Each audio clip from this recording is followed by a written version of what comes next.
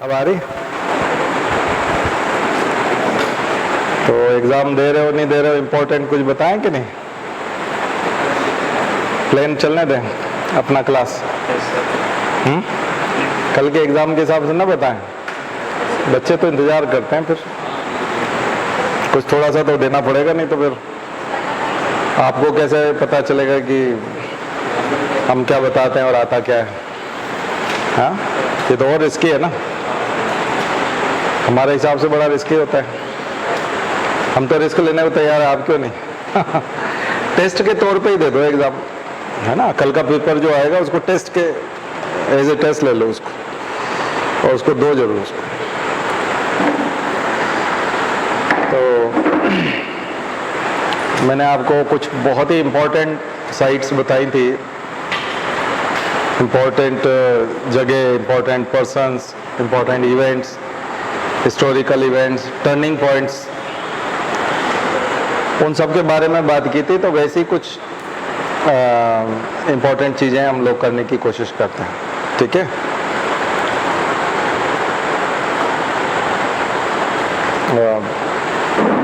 जैसे कोई एजुकेटेड आदमी बात करता है और एक आम आदमी बात करता है जो पढ़ा लिखा नहीं है,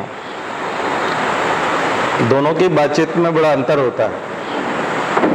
तो ये जो एमपीपीएससी के खास करके प्रश्न जो निकलते हैं वो बहुत ज़्यादा इंटेलेक्चुअल या बहुत ही ज़्यादा एक्स्ट्रा ऑर्डिनरी पढ़ा लिखा आदमी हो उसके जैसा नहीं होता है। वो ऐसा होता है कि एक एजुकेटेड आदमी, वेल एजुकेटेड आदमी, यानी कि ग्रेजुएट है, पोस्ट ग्रेजुएट है, साइंस पढ़ा हुआ है, इस टाइप के आदमी के लेवल के प्रश्न होते हैं। आप अलग अलग लोगों से बात करोगे तो जो जितना कम पढ़ा लिखा आदमी है या जिसका बिल्कुल सीमित ज्ञान है, वो आपसे बातचीत शुरू करेगा तो वो आपका उत्तर पहले से डिसाइड कर चुका है। वो पूर्वाग्रह से प्रेजुडिस होगा, पूर्वाग्रह से ग्रसित होगा, और वो वही उत्तर चाहता है कि जो उसने सोच रखा है। जैसे अभी आप आंदोलन देख रहे थे छात्रों का, और जो सेना में भर्ती वाला, तो अगर किसी का माइंडसेट बीजेपी का है, आरएसएस का है, या वो सरकार की, मैं आरएसएस की बात भी नहीं करता, मैं बीजेपी की भी बात नहीं करता, मैं पूंजीवादी मानसिकता की बात करता। अब वो कई बार व्यक्ति कब उस ट्रैप में आ जाता है, उस मेंटेलिटी में पता नहीं चलता। उस मानसिकता का अगर वो व्यक्ति है तो वो व्यक्ति उस तरह से नहीं सोचता, नौकरी वाले के हिसाब से नहीं सोचता, यूज एंड थ्रो के हिसाब से सोचता। उनको लगता है कि अगर किसी को 3 साल या 4 साल के लिए हम काम दे रहे हैं तो उसे करना चाहिए, उसके बदले उसको पे करेंगे, उसके बाद की गारंटी हमारी नहीं है। तो ये बिल्कुल एकदम फ्लैट सोच होती है। और ऐसा व्यक्ति यदि आपसे पूछ रहा है कि देश भर में आंदोलन चल रहा है, आप क्या सोचते हैं, तो वो आपका उत्तर तय कर चुका है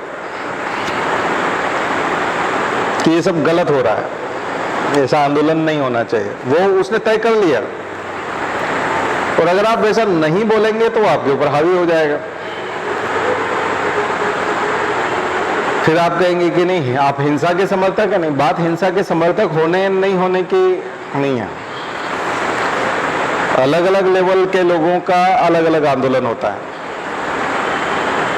जैसे कोई बहुत पढ़ा लिखा समझदार पीएचडी आदमी है और उसकी पत्नी का ऑपरेशन करते वक्त उसकी डेथ हो गई, तो वो आदमी है एकदम डॉक्टर को जाके पीटता नहीं, लेकिन एक स्कूल कॉलेज का यूनियन का अध्यक्ष है और स्कूल में इलेक्शन वगैरह लड़ता रहता है, कॉलेज में इलेक्शन लड़ता है और आवारागर्दी करता है, उसकी बहन अगर मर जाएगी तो डॉक्टर को पीट देगा। बात समझ में आ रही है?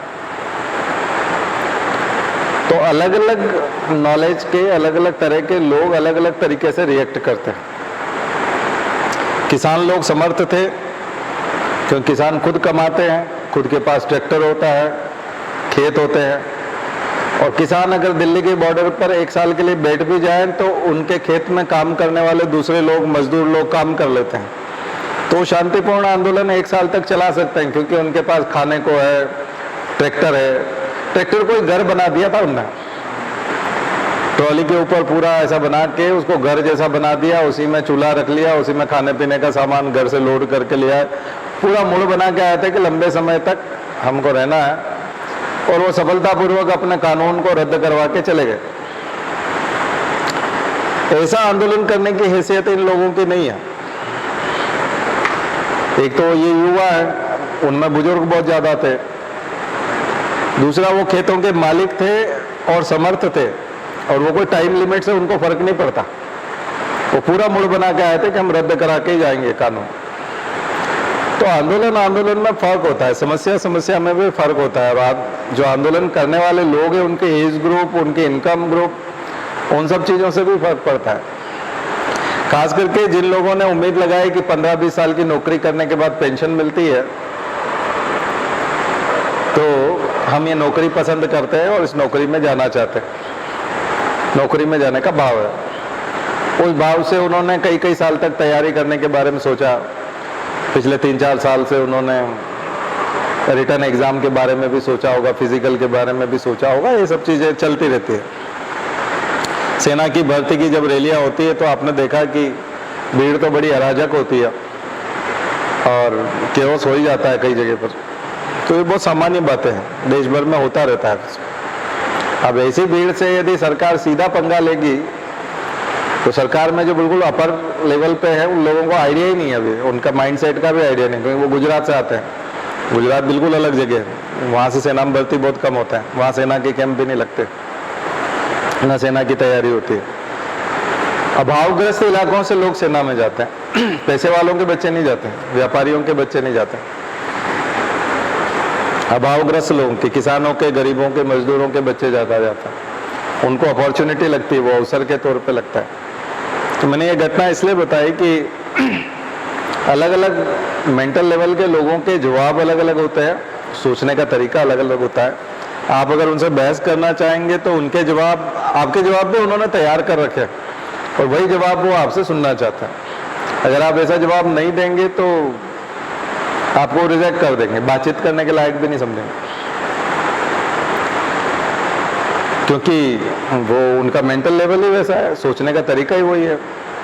ठीक है, ऐसा ही एग्जाम्स में होता है। एग्जाम्स में भी आपका एक सोचने का लेवल होता है, स्टैंडर्ड होता है। इसलिए एसएससी का एग्जाम होता है, छोटा पटवारी का एग्जाम होता है या कोई होता है तो बिल्कुल लोकल लेवल की क्वेश्चंस होते हैं, 10th के लेवल का, स्कूल के लेवल, 12वीं तक के लेवल का एग्जाम होता है। ये थोड़ा सा ग्रेजुएशन लेवल का, और यूपीएससी मान लीजिए थोड़ा पीएचडी या पीजी लेवल का एग्जाम होता है, तो एनालिसिस ज्यादा मांगता है, ज्यादा एनालिसिस मांगता है। एमपीपीएससी थोड़ा उससे ऊंचा उठ के है, जो बिल्कुल लोकल लेवल है उससे थोड़ा सा ऊंचा उठ के है। तो कई लोग सोचते हैं कि नहीं वैसा ही प्रश्न आएगा, नहीं, किसी जमाने में आते थे, किसी जमाने में नारे से ही प्रश्न आ जाते थे, 5 नारे पूछ लेता था। स्वराज मेरा जन्म सिद्ध अधिकार है किसका है, दिल्ली चलो किसका है, ये ऐसे 5 लोगों के जो स्लोगन है वो पूछ लेता था, तो 5 क्वेश्चन तो उसके स्लोगन के ही हो जाते थे। सारे जहां से अच्छा हिंदुस्तान हमारा किसने लिखा, ऐसे। कभी कभी ऐसा लगता था कि क्या एग्जाम है, मतलब क्या है ये, लेकिन था ऐसा एग्जाम था। वहां से उठ करके उसने अपना लेवल बढ़ाना शुरू किया और वो टर्निंग पॉइंट्स पे आया।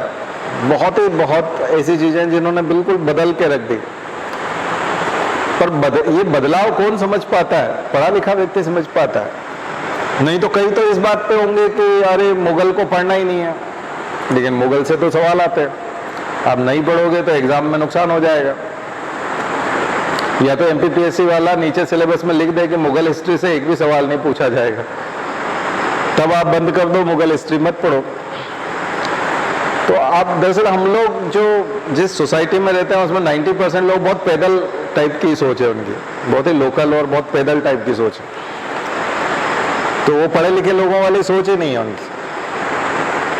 इस वजह से कहीं हम लोग फेल ना हो जाए, इसलिए एक तो पहले हम लोग को आइसोलेट करना पड़ेगा खुद को, उस सोच से बाहर आना पड़ेगा, किताबों वाली चीज से आना। हम जैसे कहीं सामान्य जगहों पर जाते हैं, जैसे जिम जाते हैं या और कहीं जाते हैं, और वहाँ हमसे कोई बात करना चाहता है तो हम नहीं करते, क्योंकि वो बातचीत में उलझाना चाहता है और फिर वो हमको दबाना चाहता है और हमारे ऊपर हावी होना चाहता है। क्योंकि हम कहते हैं कि हमको जो 1.5 लाख रुपया फीस देते हैं, हम उनसे बात करते हैं। मतलब हमारा मुंह तब खुलता है जब हमें कोई 1.5 लाख रुपया फीस दे तो हम बोलते हैं, और वो वन वे होता है, वो सामने वाले सुनते हैं। हम महंगे आदमी, हम ऐसे सामान्य तौर पर बातचीत नहीं करना चाहते।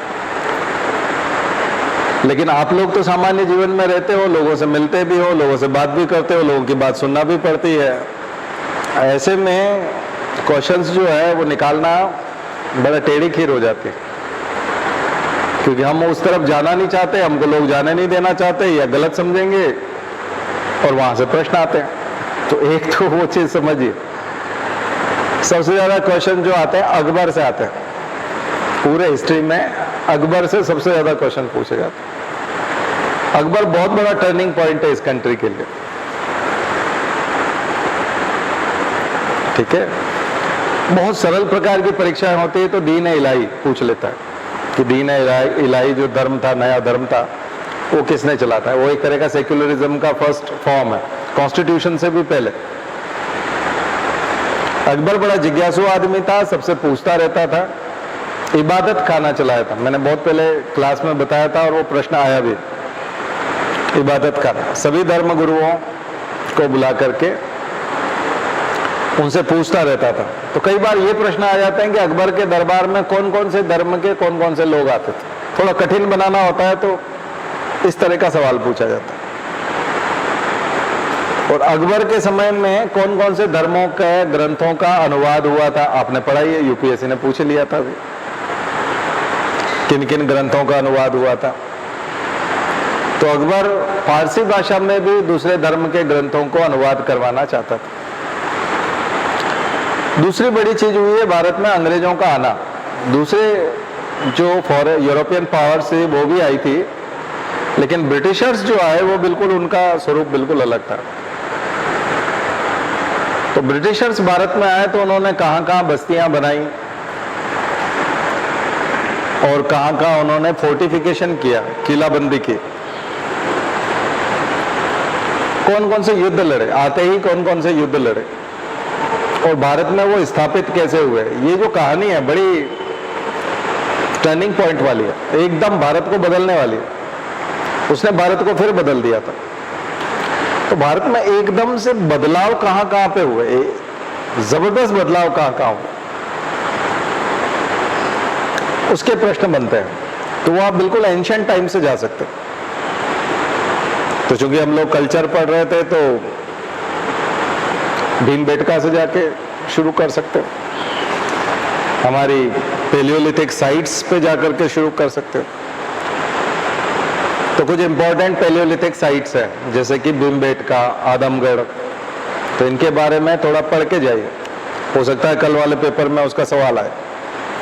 भीमबेटका पे भी सवाल हो, डॉक्टर वाकणकर पे हो, नर्मदा मैन पे हो, हथनोरा पे हो, होशंगाबाद पे हो, क्योंकि ये हिस्ट्री के वो पॉइंट्स थे जहां से जमाना बदल गया था। लोगों ने सिविलाइज होना शुरू किया था। सिविलाइजेशन तो नहीं कह सकते, लेकिन स्टोन टूल बनाना शुरू किए थे, और मनुष्य ने सीधा खड़ा होना सीखा था। तो मनुष्य का सीधा खड़ा होना बहुत बड़ा परिवर्तन है, क्योंकि उससे पहले तो मनुष्य सीधा भी खड़ा नहीं होता था। तो होमो इरेक्टस की शुरुआत होना, ये अपने आप में एक बहुत बड़ा रिवॉल्यूशन है, सीधा खड़ा हो जाए। और उसके लिए लीनिया स्पेरा, एक छोटी सी बोन, पतली सी रीज, लीनिया स्पेरा, उसकी प्रेजेंस होना। तो कभी कभी लीनिया स्पेरा पूछ लेंगे, कभी होमो इरेक्टस पूछ लेंगे, कभी Narmada man, homo narmadensis, Hathnora, doctor Sonakia, Arun Sonakia, doctor Sankalia, doctor Wakankar, ये लोग जुड़े हुए हैं। यहां से आप हिस्ट्री के और कल्चर के टर्निंग पॉइंट्स देखो। कल्चर का टर्निंग पॉइंट भी है, तो इंपॉर्टेंट निकालना बहुत आसान है। आपके माता पिता अपनी ज़िंदगी के बारे में कई बार आपसे बातें करते होंगे, तो आपके उनके इंपॉर्टेंट इवेंट्स निकालना हो अगर एक पेज में 10 पॉइंट में, तो आप निकाल सकते हो कि 10 कौन से ऐसे पॉइंट हैं, टर्निंग पॉइंट जो उनकी ज़िंदगी में आए, क्योंकि उन्होंने बचपन से आपसे कई बातें शेयर की है। तो जो इंटरेस्टिंग होंगी और बहुत ज़बरदस्त होंगी उनको रिपीट भी कई बार किया होगा, बार बार रिपीटेशन हो गया होगा तो आपको रट गया होगा।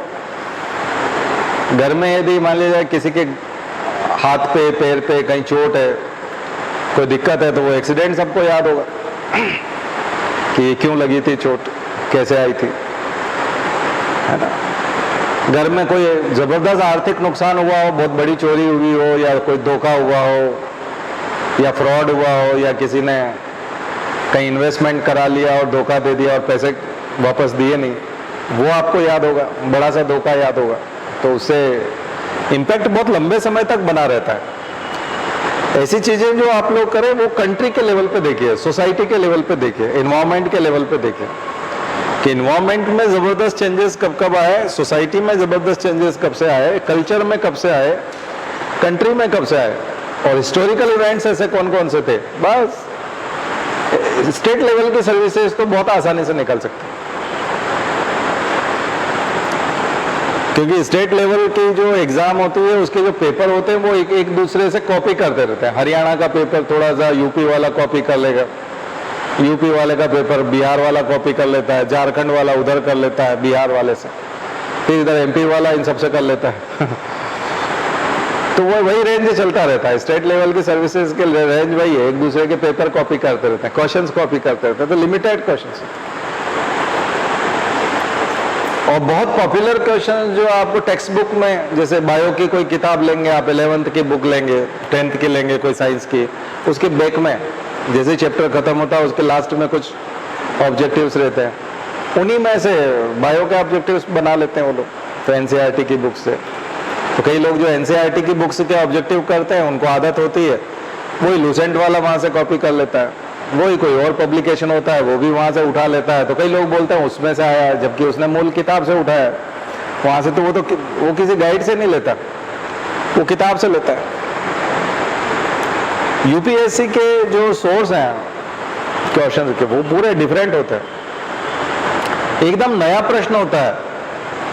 यूपीएससी का 2023 का पेपर होगा आगे सब, अभी जो 2022 का हुआ, तो 2022 के लिए क्वेश्चन बनाए गए हों, उनका न तो 21 से लेके पहले के एग्जाम से कोई लेना देना नहीं, किसी स्टेट सर्विस से भी कोई लेना देना नहीं, किसी गाइड से भी कोई लेना देना नहीं। वो पेपर सेटर ने पहली बार उन क्वेश्चंस को बनाया, खुद ही बनाया, तैयार किया, फर्स्ट टाइम तैयार किया। एक आध कोई क्वेश्चन हो सकता है जो कोइंसिडेंटली मैच करेगा, अदरवाइज सारा का सारा पेपर पूरा डिनोवो होता है। लेकिन स्टेट सर्विस में ऐसा नहीं होता। लेकिन एमपीपीएससी ने पिछले 2 या 3 साल से मैं देख रहा हूं कि 50% से ज्यादा क्वेश्चन पहली बार बना रहा है, वो इसी साल के लिए बना रहा है। उसमें 9 सीखे है, क्योंकि वो पहली बार बना रहा है तो अभी वो सीख रहा है, तो उसमें गलतियां भी बहुत हो रही है और क्वालिटी भी बहुत घटिया है नया बनाते समय नया बनाने की जो क्वालिटी, नया क्वेश्चन बनाने की फिर क्वालिटी भी होनी चाहिए। वो क्वालिटी यूपीएससी जैसी नहीं है, कोशिश उसके जैसी है लेकिन क्वालिटी नहीं है, क्वालिटी गिर गई उससे। कॉपी करता तो यूपी की क्वालिटी आ जाती, बिहार की क्वालिटी आ जाती, कॉपी करने से तो वो आ जाती। लेकिन चूंकि वो 50% से ज्यादा पेपर केवल एमपीपीएससी के लिए बना रहा है, इस वजह से वो क्वालिटी नहीं आ पा रही है, उसके लिए पढ़ाई और ज्यादा चाहिए।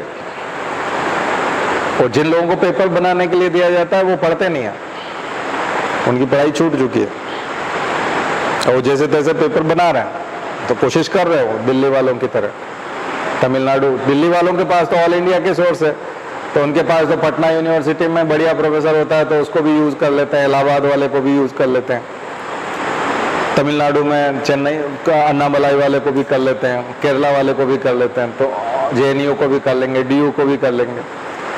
लेकिन एमपीपीएससी वाले के पास तो मध्य प्रदेश वालों से कराता है, बाहर से करता नहीं है, तो एमपी के लिमिटेड है, या तो मऊ का होता है या इंदौर का होता है। अब इंदौर में का भी है तो वो गांव पिपरिया का निकला हुआ है, तो वो इंदौर में बस गया तो वो वहाँ का है, सब गांव के ही हैं, इंदौर में भोपाल में होने से कुछ नहीं होता। सब बेसिकली सब गांव से निकले हुए लोकल लोग हैं, बहुत ही लोकल टाइप के लोग हैं, उनका कोई बहुत ज़्यादा पढ़ाई लिखाई नहीं है, लिमिटेड लोग। 4-5 लोग ऐसे भी हैं जो यूपीएससी में पेपर बनाने जाते हैं एमपी के, लेकिन यूपीएससी में जाते हैं, यूपीएससी वाले उनको बुलाते हैं, वो मात्र 4-5 है। एमपीपीएससी वाले जिन 20-25 लोगों को यूज करते हैं वो बहुत लोकल टाइप के हैं, ठीक है, उनकी पहुंच वहां तक नहीं, वो एमपीपीएससी को घास नहीं डालते। वो 4-5 लोग जो यूपीएससी में जाते हैं वो अपनी जाति ब्राह्मण जैसे मानते हैं, उनको वो शूद्र मानते हैं तो वो एमपीपीएससी वाले से बात नहीं करते तो उनको अच्छे लोग नहीं मिलते। तो उसका कारण ये, तो उसकी कमी का फायदा आप उठा सकते हो, वो उन माइलस्टोन को कैच करेंगे, तो आप पेपर पहले से प्रेडिक्ट कर सकते हो। इसलिए हरित क्रांति का प्रश्न, श्वेत क्रांति का प्रश्न, वो ऑपरेशन फ्लड का बहुत कॉमन क्वेश्चन है। Green revolution doctor Swaminathan, doctor Norman Borlaug, या उस समय का जो सुब्रमण्यम चंद्रशेखर है वो मिनिस्टर हैं, या भारत रत्न जिनको मिला था वो, या कब से कब तक जो है वो ग्रीन रिवॉल्यूशन चली थी। ग्रीन रिवॉल्यूशन का सबसे ज़्यादा फायदा किस राज्य ने उठाया था, तो ग्रीन रिवॉल्यूशन पे, या सेकंड ग्रीन रिवॉल्यूशन, और थोड़ा सा अगर वो एडवांस बनना चाहेगा तो ऑर्गेनिक फार्मिंग पे आ जाएगा। तो ये बहुत आसान है, ये मैं केवल कल की परीक्षा के लिए नहीं लिख रहा हूँ या उसके लिए, मैं आगे के लिए भी बता रहा हूँ। जो भी लोग स्टेट लेवल की तैयारी कर रहे हैं, इन क्रिटिकल पॉइंट्स पे भी चले जाएंगे तो भी आपका सिलेक्शन हो जाएगा। तो बहुत अच्छे से आप साइकोलॉजी को समझ सकते हो पेपर सेटर, तो उस चीज़ को समझो, क्योंकि एग्ज़ाम जब इस टाइप की होती है तो फिर ऐसे ही समझना पड़ता है, इसी तरह से चलना पड़ता है, एग्ज़ाम ऐसे ही निकाली जाती है। आप कहोगे नहीं हम बहुत हार्डवर्क करेंगे, नहीं, हार्डवर्क से नहीं निकलेगी। हार्डवर्क में तो आप किताबें ख़त्म करने में लगे रहोगे तो मार्केट में ढेरों किताबें, कितनी ख़त्म करोगे। आपको उसके माइंडसेट को समझ करके, जैसे क्रिकेट में बैट्समैन होता है तो बॉलर्स की साइकोलॉजी को और उसकी स्ट्रेटजी को समझ करके शॉट लगाता है, बोलता नहीं देख लेंगे, पावर लगाएंगे, भुजाओं में दम होगा तो छक्का लग ही जाएगा, ऐसा नहीं होता। आपको स्टाइल को समझना पड़ेगा कि वो बॉल फेंकता कहाँ है, कितनी स्पीड से आती है, और कब वो भागता हुआ इस तरह से भागता हुआ आता है तो उससे क्या गलती होती है, वो आपको समझना पड़ेगा, तब आप अच्छे से रन बना पाओगे और हर बॉल को पहले से प्रेडिक्ट करके रन बना पाओगे। अगर आप कहोगे नहीं हर बार दिमाग लगाएंगे, हर बार ताकत लगाएंगे, नहीं, ऐसा नहीं होता। रणनीति को समझना पड़ता है, तो एग्जाम की रणनीति को समझ करके उस एग्जाम को निकाला जाता है। कई लोग हार्डवर्क करना चाहते हैं, बोले हम सब सुन लेंगे तो, सारी चीज़ यूट्यूब पे सुन लेंगे तो, सारे लेक्चर सुन लेंगे तो, और सब कुछ ही कवर कर लेंगे तो फिर जाएगा कहाँ, प्रश्न बच के कहाँ से निकलेगा, ऐसा नहीं है। वो बहुत ही सिली टाइप का प्रश्न पूछ लेता है वो, कि गांव में जो है बिजली देना शुरू की तो कितने घंटे मिनिमम बिजली आएगी सिंचाई के लिए, किसान को उपलब्ध रहेगी। कमाल है, ये तो किसी ने प्रेडिक्ट नहीं किया था, कोई नहीं करेगा ऐसा कि गांव में कितने घंटे मिनिमम बिजली आएगी, फिर वो 9 घंटे कुछ उसका आंसर था। तो इस टाइप के प्रश्न निकाल के ले आएगा। वो बाद में पता चलेगा कि एक दिन सीएम मीटिंग ले रहे थे, उसमें वो कुछ बोल रहे थे कि गांव के लोगों को 9 घंटा तो कम से कम बिजली दिया करो तुम लोग, और फिर उसका कुछ नियम बनाया होगा जो भी कुछ, तो उसका उसने क्वेश्चन बना दिया। जबकि ये कोई कि गाँव के लोगों को 9 घंटा मिनिमम बिजली देंगे, ये एमपीपीएससी का प्रश्न है। तो तैयारी करते समय तो मुझे नहीं लगता कोई अच्छा कोचिंग वाला होगा तो वो इस टाइप का कोई नोट्स बनाएगा या इसको नोट्स में शामिल करेगा कि ये बहुत इंपॉर्टेंट प्रश्न है। क्योंकि ऐसे तो सीएम दिन भर ही बोलता रहता है, पता नहीं क्या क्या बोलता रहता है, तो सारे क्वेश्चन तो नहीं बनाए जाते, उन सबको तो क्वेश्चन नहीं बनाया जा सकता, ठीक है। तो बहुत ही, वो तो कुछ भी हो जाएगा, और कुछ भी हो जाएगा तो उसको आप प्रेडिक्ट नहीं कर पाओगे। तो फिर क्या करें, किस प्रकार से ये चीजें पकड़नी पड़ेगी आप, ठीक है। तो इसलिए वो रहता है कि सबसे लंबा राष्ट्रीय राजमार्ग कौन सा है, नेशनल हाईवे। यूपीएससी अब ऐसे प्रश्न किसी जमाने में पूछता था, बंद कर दिया, अब नहीं पूछता। तो लोग जो सारे नेशनल हाईवे तैयार करके चले जाते हैं।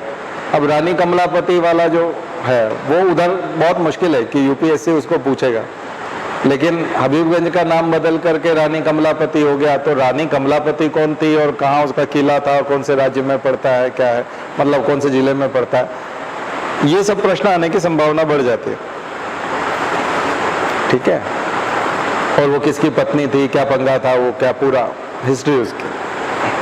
तो वहां से एक प्रश्न बनने की संभावना बढ़ जाती, क्योंकि ये बड़ा इवेंट हुआ था, प्रधानमंत्री आए थे और बड़ा बदलाव हुआ था। तो पेपर सेटर को लगता है कि ये प्रश्न पूछ के मैंने बहुत बड़ा तीर मार दिया, और ये बच्चे पहले से जानते हैं कि ये प्रश्न आएगा। तो जो स्मार्ट बच्चे हैं वो जानते हैं कि ये प्रश्न आएगा, और इस प्रश्न के आने की संभावना बहुत ज्यादा हो सकता है ना है, वो एक अलग बात है, लेकिन पूछने की संभावना बहुत ज्यादा है। तो आपको ये संभावनाएं सारी तलाशनी है और उन संभावनाओं पे काम करना है। तो स्टेट लेवल की सर्विस निकालना तो बहुत आसान हो जाता है। मेंस का तो पूरा सिलेबस ही पूछता है, तो सिलेबस तैयार करके जाओ, पूरा सिलेबस लिखना आना चाहिए आपको। तो पूरा सिलेबस ही पूछता है, शुरू से आखिरी तक पूछता है। तो मेंस तो बिल्कुल भी आसान है, यानी पूरा सिलेबस लिखना जिसको आता हो आंसर, वो मेंस निकाल ले जाएगा, क्योंकि सभी हिस्से से प्रश्न होते हैं, शुरू से आखिरी तक पूरा सिलेबस उसने क्वेश्चन, वहां पर बस उसको व्हाट, व्हाई और वेयर वो लगाना है, और हाउ टू एक्सप्लेन, और बस वो एनालाइज इट, इतना सा बल जोड़ देता है, बाकी चीजें वही रहती है। तो मेंस बिल्कुल आपका फ्लेट है, सिलेबस ही है, जो सिलेबस दिया है वही प्रश्न है, उन्हीं के आगे बस क्वेश्चन टैग लग जाएगा, आपका प्रश्न हो जाएगा। लेकिन प्री इतना आसान नहीं है, प्री में बहुत वास्ट सिलेबस है, इसीलिए उसको महासमुद्र कहते हैं एक तरह से। तो प्री में टॉपिक का नाम लिया, हिस्ट्री ऑफ इंडिया लिखा हुआ है, तो हिस्ट्री ऑफ इंडिया में मतलब बहुत ज्यादा होता है। पॉलिटी लिखा हुआ है, तो इंडियन पॉलिटी तो पूरा लक्ष्मीकांत हो गया, या हमारा नोट्स पढ़ेंगे तो पूरा हो गया, मतलब कितना पढ़ सकते हो, ढेरों पढ़ने वाली चीजें। लेकिन फिर भी कुछ प्रमुख चीजें हैं जो बड़े बदलाव है, बड़ी चीजें हैं, साल भर विवाद में रही है, खबरों में रही है, ऐसी चीजें जो है वो परीक्षा में पूछी जाती है। और कुछ सदाबहार एवरग्रीन है, उनके लिए खबरों में रहना जरूरी नहीं होता, जैसे नीति निदेशक तत्व होते हैं, फंडामेंटल राइट्स होते हैं, है ना, संविधान संशोधन होता है, कॉन्स्टिट्यूशनल अमेंडमेंट होता है, ये सदाबहार प्रश्न है। हमेशा आज से 25 साल पहले भी यदि कोई व्यक्ति तैयारी कर रहा था और आप उसके नोट्स देखेंगे या उसकी पुरानी किताब देखेंगे, तो उसमें कुछ पर्चियां निकल आएंगी, तो उन पर्चियों में आप देखोगे कि लाइन से आर्टिकल लिखे हुए हैं कि आर्टिकल 15 क्या है, आर्टिकल 21 क्या है, एक एक लाइन में उसका आंसर दिया हुआ। इसका मतलब 25 साल पहले भी आदमी ये सब नोट्स बनाता था और आज भी बनाता है। तो ये बिल्कुल कोई भी गाइड कर सकता है इस चीज को कि आर्टिकल 50 क्या है, आर्टिकल 51 क्या है ना। डायरेक्टिव प्रिंसिपल्स के, फंडामेंटल राइट्स के आर्टिकल जरूर रिवाइज करके जाइए। और संविधान के अंदर बहुत सारे ऐसे आर्टिकल हैं, जैसे कि संविधान संशोधन है, वित्त विधेयक है 280, आर्टिकल 280 बहुत पूछा जाता है।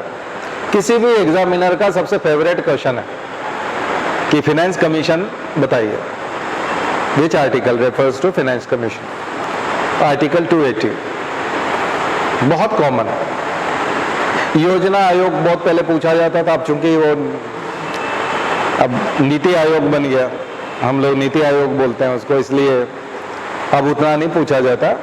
लेकिन पहले योजना आयोग का प्रश्न जो है हर परीक्षा में होता था। 1950 योजना आयोग का गठन कब हुआ था। अभी भी योजना आयोग की जो पंचवर्षीय योजनाएं थी, किस पंचवर्षीय योजना का कौन सा उद्देश्य था और उसके अंदर क्या फोकस किया गया था, बस ये थोड़ा सा मोदी जी के डर से वो नहीं पूछते क्योंकि उनको लगता है कि शायद नेहरू को याद कर रहे हैं। योजना आयोग को याद करते ही नेहरू की याद आती है, और उसके बारे में पूछ रहे हैं, मतलब नेहरू को महिमा मंडित कर रहे हैं। थोड़ा सा हिचकिचाते होंगे, लेकिन मुझे नहीं लगता ये हिचकिचाते हैं, क्योंकि पूछ लेते हैं, अभी भी पूछ लेते हैं। सरकार को भी इतना पीछे नहीं पड़ती अभी परीक्षाओं कि ये क्यों पूछ लिया तुमने, उसको बुलाओ किसने पूछा, फुर्सत नहीं है ना अभी, इधर फुर्सत नहीं है, इतना नहीं आता। ये जिस दिन आएगा तब फिर और बदलाव आएंगे परीक्षाओं में, अभी तक तो नहीं आया। अभी तो पूछता है, सरकार के खिलाफ भी खूब पूछता है, एमपी वाला भी पूछता है। फिर आपसे कुछ सवाल ऐसे हैं जो एमपीपीएससी वाले ने पिछले दिनों पूछना शुरू किए हैं। राज्यपाल की लिस्ट में से पूछता है, मुख्यमंत्री की लिस्ट पूछता है, आजकल उसने मुख्य सचिव की लिस्ट पूछना भी शुरू कर दी है कि चीफ सेक्रेटरी कौन कौन थे। तो चीफ सेक्रेटरी की लिस्ट राज्यपाल हो रही तो बहुत कॉमन हो गया। इसके अलावा सूचना आयुक्त कौन कौन है, इंफॉर्मेशन कमिश्नर एक नई पोस्ट थी, लोकायुक्त है, ये भी पूछा जा सकता है। तो ऐसे सवाल आते हैं जो पदों पे कौन कौन बैठे हुए हैं अभी फिलहाल। अभी अगले साल चुनाव होंगे 2024 में, तो विधानसभा कौन से नंबर की होगी, कितने विधानसभा चुनाव अभी तक हो चुके हैं, तो ऐसा भी आपको निकालना आना चाहिए। बहुत ज्यादा वो कठिन बनाना चाहेगा तब वो ये करेगा कि किसी मुख्यमंत्री का नाम दे देगा और कहेगा कि ये कौन से नंबर के मुख्यमंत्री। तो लिस्ट रटी हुई अगर है तो ज्यादा फायदा हो जाता, रटी हुई लिस्ट में से ज्यादा फायदा होगा। तो इस प्रकार के सवाल भी होते हैं। तो आप लोग ये सब चीजें रिवाइज करके रखिए, ये सदाबहार प्रश्न है जो आते रहते हैं, ठीक है। इनको पॉलिटी वाले हिस्से में पूछते हैं। कॉन्स्टिट्यूशन तो मैंने आपको इससे पहले वाला बताया, पॉलिटी वाले।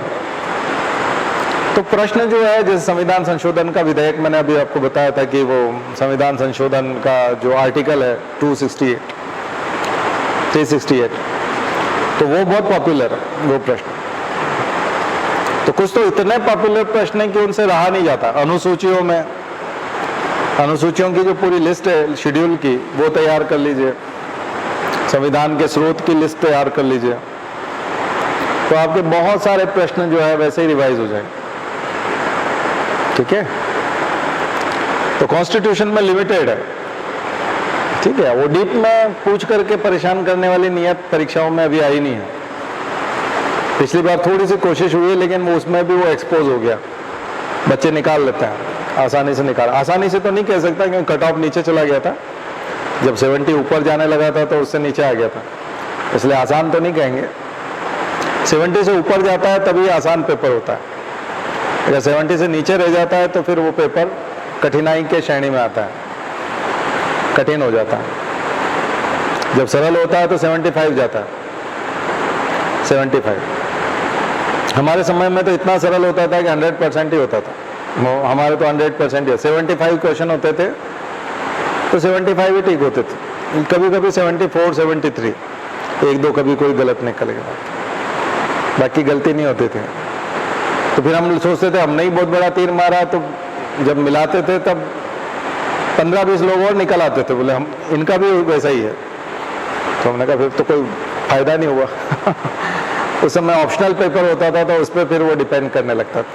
जीएस तो लगभग सबका बहुत ही सिंपल होता। किसी एक गाइड को पकड़ लो, मार्केट में से ले आओ 100-150 रुपए की, उससे हो जाता था, पूरा हो जाता था। और पेपर भी आधे घंटे में हो जाता था। 75 क्वेश्चन, 75 क्वेश्चन होते थे, घंटे वही 2 थे। अब 100 क्वेश्चन करना पड़ते हैं, थोड़े टफ भी होते हैं, थोड़ा समय लगता है, और कट ऑफ भी 75 तक आता है। इसका मतलब है कि अच्छा पेपर आता है, थोड़ा ठीक है। अब दिनों दिन पिछली बार और नीचे गया था, अब हो सकता है इस बार और कठिन आए, कल और कठिन होगा। अगर वो 60 के अंदर पहुंच जाएगा या 60 के आसपास पहुंच जाएगा तो यूपीएससी हो जाएगा, लगभग यूपीएससी हो जाएगा। तो हम यही तो कहते हैं कि यूपीएससी की तैयारी करो, ये अपने आप निकल जाएगा। पर इसमें थोड़ा गिरना तो पड़ता है, एमपीपीएससी में थोड़ा सा स्तर गिराना पड़ता है। मैं जो बता रहा हूँ वो छोटी छोटी चीजें भी करनी पड़ती, जिनको आप यूपीएससी की तैयारी के समय इग्नोर कर देते हो, वो भी यहाँ फोकस करना पड़ता है। जैसे आप मुख्यमंत्री की लिस्ट नहीं करते यूपीएससी में, लेकिन यहाँ करना पड़ेगा। प्रधानमंत्री की लिस्ट नहीं करते, वो करना पड़ेगी।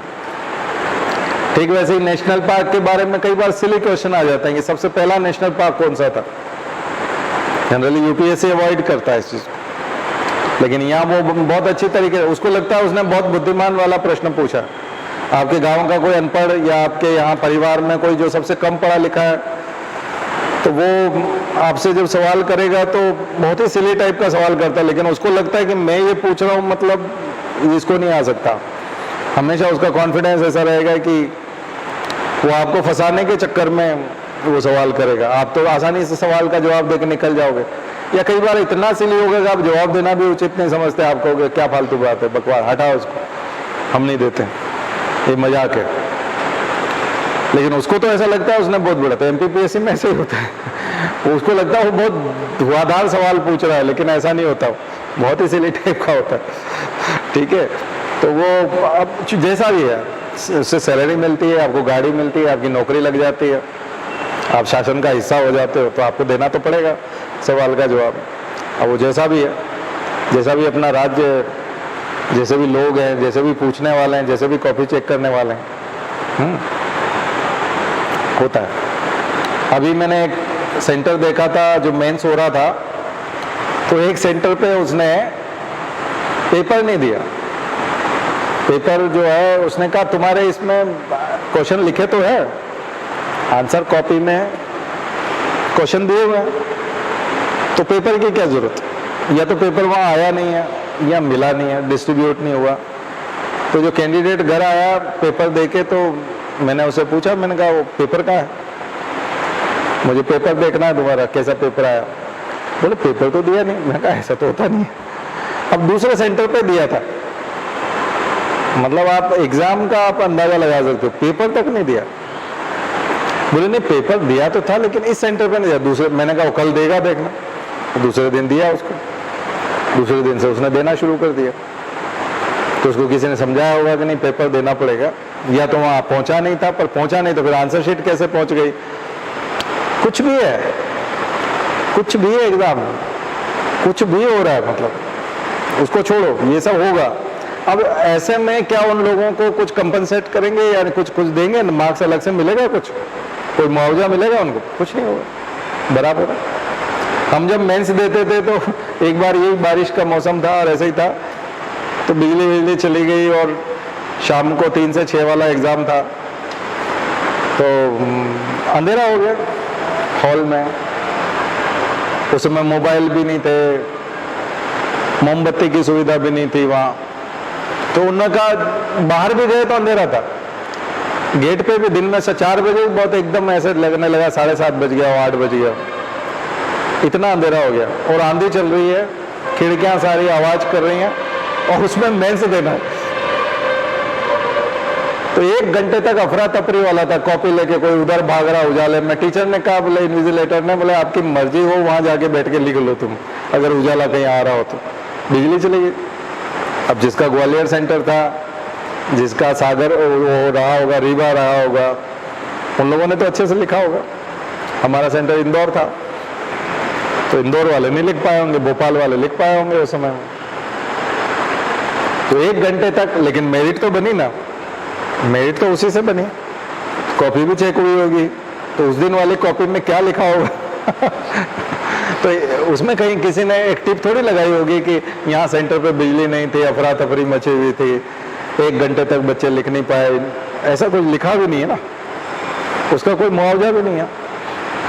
जबकि किसान के यहाँ ओले पड़ते हैं, बारिश खराब हो जाती, तो ये वही तो है, मुआवजा वाला है। कम से कम 50 नंबर 60 नंबर मुआवजा दो, क्योंकि उस दिन ये हो गया था। तो दरअसल ये तो क्या है कि पूरा बहुत अंदाज से है, बहुत मोटे अंदाज से परीक्षाएं ली जाती है, मोटी मोटी एजेंसियां, मोटी बुद्धि के लोग हैं, और उन सब का खामियाजा हम सब स्टूडेंट्स को, और इतने बेअकल जज है और इतने गधे टाइप के सब मंत्री सब प्रशासन, उसका नुकसान है कि आपके 3 एग्जाम्स के रिजल्ट लटके पड़े हैं। कुछ भी है, बट रिजल्ट आता है, अपॉइंटमेंट लेटर आता है, आपकी नियुक्ति होती है, आपको गाड़ी मिलती है, बंगला मिलता है, हर महीने सैलरी मिलती है, वो इसी से मिलती है। तो आपको फाइट यही करना है, इसमें लग भी रहेगा, इसमें बहुत सारी चीजें रहेंगी, इसी से करना है। तो जितना आप प्रेडिक्शन लगा सकें, जितना तुक्का लगा सकें, जितना दिमाग को समझ सकें, जितना स्मार्ट वर्क कर सकें, हार्डवर्क भी करिए, हार्डवर्क भी करना है, लेकिन मुझे लगता है कि स्मार्ट वर्क ज़्यादा करना चाहिए, उससे आप अंदाज़ा लगा पाएंगे और आप जल्दी चीज़ें समझ पाएंगे। तो कुछ भी होता है, अब 6-7 क्वेश्चन जो है पूरा ड्रामा कर देते हैं। जैसे किसी को क्रिकेट पसंद है, तो अभी 4-5 साल पहले उसने क्रिकेट के ही 7 सवाल पूछ लिए, वो पहले कभी नहीं पूछा था 10 साल से, तो 7 सवाल क्रिकेट के पूछ लिए, पूरा गेम ही चेंज हो गया। अब किसी का क्रिकेट में इंटरेस्ट है, वो तो जीत गया, किसी को क्रिकेट ज़्यादा पसंद नहीं, वो बाहर हो गया। अभी कल वाले पेपर में अगर उसने केवल टेनिस, विंबलडन, ये और वो, ऑस्ट्रेलियन ओपन और फ्रेंच ओपन और इन्हीं से अगर 3-4 क्वेश्चन कर डाले, तो भी एकदम ट्विस्ट कर जाएगा, गेम चेंज हो जाएगा। केवल गांधी को पकड़ के 7-8 क्वेश्चन कर लिए, किसी को नाथूराम गोडसे बहुत पसंद है, तो वो फेल हो जाएगा, क्यों, गांधी इतना डीप में हो जाएगा। लास्ट में जाके वो गांधी जी को गालियां सुनना पड़ेगी कि इतना ज़्यादा आने की क्या जरूरत है एग्जाम में। कभी कभी 6-7 क्वेश्चन अगर एक ही चीज से पूछ लेते हैं, जैसे किसी ने किताबों की लिस्ट तैयार नहीं की, important books, historical books, novel, 2021 की रिलीज वाली बुक्स या प्राइज विनर बुक्स, किसको ज्ञानपीठ मिला, बुकर किसको मिला, किसको क्या, अगर ये इस तरह से किसी ने तैयार नहीं किया वो बाहर हो जाएगा। अगर उसने 4-5 पूछ लिए तो एक आध से कोई बाहर नहीं होता। रेयर टाइप का एक सैंपल क्वेश्चन अगर कहीं कहीं से आएगा तो नहीं होता, लेकिन किसी एक सेक्टर से 6-7 क्वेश्चन हो गए, बहुत लोगों की जिंदगी बदल जाती है, एग्जाम हाथ से निकल जाता है। क्यों? 6-7 क्वेश्चन बहुत मायने रखते हैं। ठीक है, तो एक तो आपको अब समझ में आ गया होगा कि जितने भी सैंपल क्वेश्चन है, रिप्रेजेंटेटिव क्वेश्चन है अलग अलग सेक्टर के, वो सब तैयार होने चाहिए, है ना। और दूसरे इंपॉर्टेंट इवेंट्स तैयार होने चाहिए हिस्ट्री के। ठीक है, फिर कुछ रिलेवेंट क्वेश्चन होते हैं, जैसे कि इस साल ओलंपिक है मान लिया जाए, तो ओलंपिक से जुड़े हुए नीरज चोपड़ा वो जीत के आए थे पिछले साल, तो पैरालंपिक्स में जो हमारे लोग जीत के आए, बहुत सारे कैंडिडेट जीत के आए थे, बहुत खिलाड़ी जीत के आए थे और बहुत अच्छे अचीवमेंट थे, और प्रधानमंत्री ने उनका अलग से सम्मान भी किया था। तो ऐसे सवालों पे फोकस करिए। 2 या 3 सवाल एक ही जगह से आ सकते हैं। महिला का पूछ लेंगे, एक आध एथलेटिक्स में से पूछ लेंगे, एक आध कोई और इवेंट में से आ जाएगा। ऐसा करके 2-3 सवाल वहीं एक ही सेक्टर से आ सकते हैं। एमपीपीएससी में होता है ऐसा, यूपीएससी में तो वो एकदम ब्रेक कर देता है, एकदम से एक सवाल कहीं से तो दूसरा सवाल बिल्कुल ही दूसरी छोर से होता है।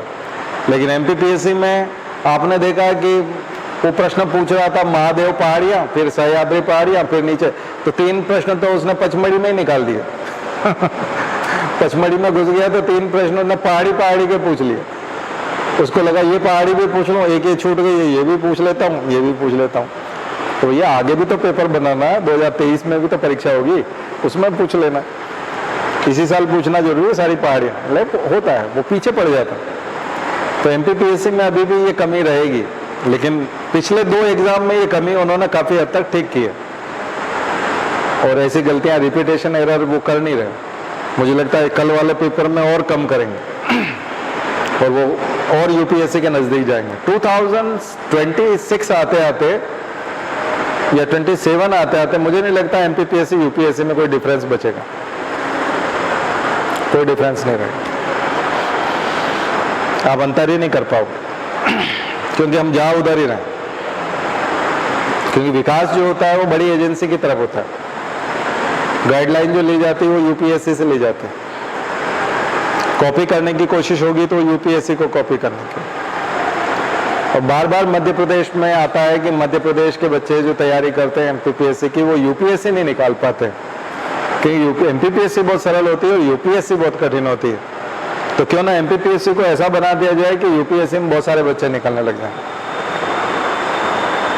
उसका नुकसान ये होता है कि मध्य प्रदेश में मान लीजिए 12 आईएएस इस साल आने हैं, तो इंटरनल वाले मिलते ही नहीं हमको, सारे एक्सटर्नल वाले ले जाते हैं उस पोस्ट को भी। 4 मिल गए, मान लिया 3 आईएएस बने, तीनों को एमपी कैडर मिल गया। 3 और आईएएस एमपी से ही चाहिए थे उनको, इनसाइडर चाहिए थे, तो आउटसाइडर आ जाएंगे, पड़ोसी राज्यों के लोग आ जाएंगे। तो अभी तो फिर भी 3-3 मिलने लगे 6 में से। 6 इनसाइडर होते हैं, 6 आउटसाइडर होते हैं। 12 पोस्ट में डीओपीटी ने डिसाइड किया हुआ है, insider post and outsider post. तो 3 इनसाइडर चाहिए, 6 इनसाइडर चाहिए, 6 आउटसाइडर। 2 ओबीसी के, 2 जनरल के, 2 ओबीसी के, 1 एससी का, 1 एसटी का, और इतना ही आउटसाइडर। महिला का रिजर्वेशन नहीं है। ये पॉलिसी आपको समझ में नहीं आएगी, कैडर एलोकेशन पॉलिसी है यूपीएससी की। तो उस पॉलिसी में कई बार क्या होता है कि एमपी से 2 ओबीसी के सिलेक्ट होगा आईएएस, और पोस्ट एक ही है। तो आप कहोगे कि 150 में से क्या 3 या 4 भी एमपी से आईएएस नहीं बने? नहीं, एमपी से आईएएस तो 5 बने, लेकिन 4 अगर जनरल के बन गए और पोस्ट अगर 2 है तो 2 को ही एमपी मिलेगा। बाकी 2 को बाहर जाना पड़ेगा, क्योंकि वो जो जनरल की पोस्ट है, बाकी जो 2 पोस्ट है जनरल की, वो आउटसाइडर के लिए, आउटसाइडर जनरल के लिए। कुछ बात समझ में आई है? यानी एमपी का जनरल नहीं चलेगा, एमपी के बाहर का जनरल चलेगा।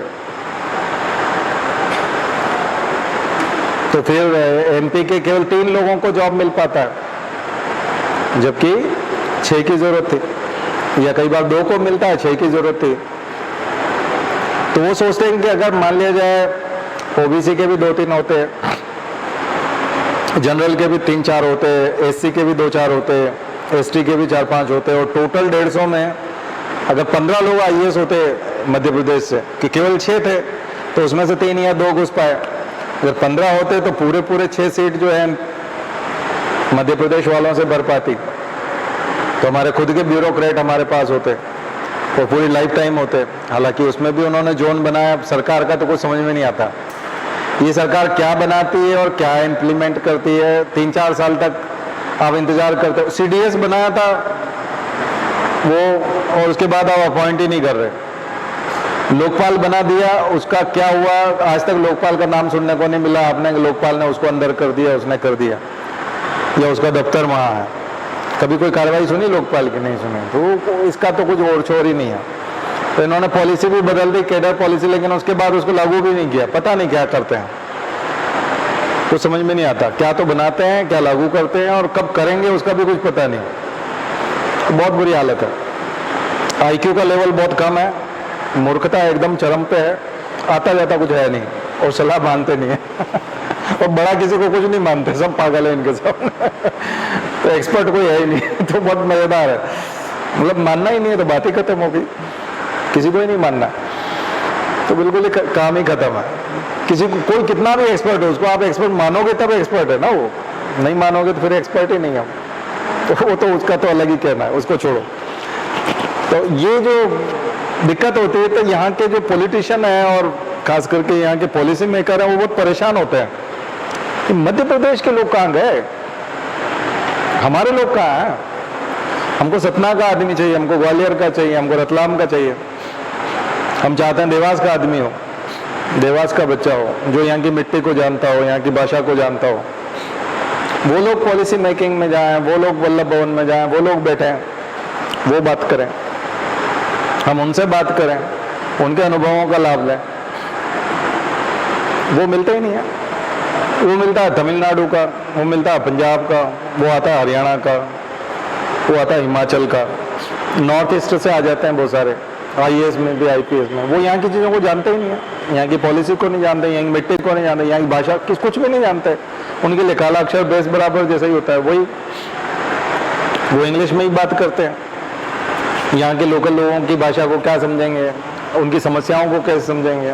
आम आदमी तो निमाड़ी में आकर के, बुंदेली में आकर के अपनी प्रॉब्लम रखेगा, उसको तो हिंदी भी नहीं आती, वो बुंदेली में बोलेगा तो उसको समझ में नहीं आती। तो ये बहुत बड़ा वो है। इसलिए ये लोग चाहते हैं कि मध्य प्रदेश के लोग ज़्यादा से ज़्यादा इसमें आए। इसलिए एमपीपीएससी में बहुत बड़े बड़े बदलाव वो करना चाहते हैं। इसलिए जिसको भी सेक्रेटरी बना के भेजा जाता है, उसको एक तरह से इंस्ट्रक्शन दिया जाता है कि तुम वहाँ जाकर के कुछ ऐसा करो भाई कि कुछ लेवल सुधरे।